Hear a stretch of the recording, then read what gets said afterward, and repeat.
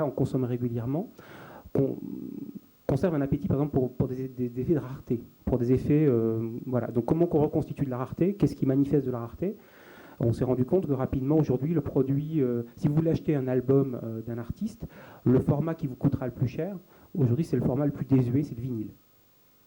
Parce que le vinyle à reconstituer, correspond aujourd'hui à une expérience qui est redevenue une expérience qui a un sens en elle-même et auquel le public accorde une très forte valeur.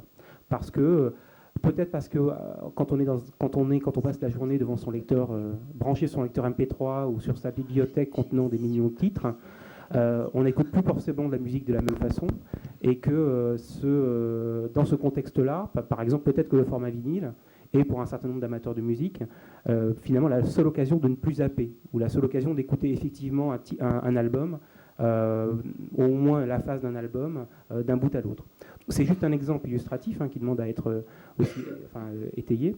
Mais ce que je veux dire, c'est que la configuration le numérique a eu un impact sur le développement de nouveaux produits, mais aussi sur le redéveloppement de produits existants. Et notamment, là c'est aussi un contresens qu'on fait, je pense, souvent quand on parle du numérique ou du digital, c'est que le premier réflexe qu'on a, c'est quand on dit, bah voilà, on va sur le web, au sens large, on va sur le mobile, et on pense tout de suite que tout ce qu'on va y faire débouchera nécessairement sur la vente de produits, de formats eux-mêmes numériques.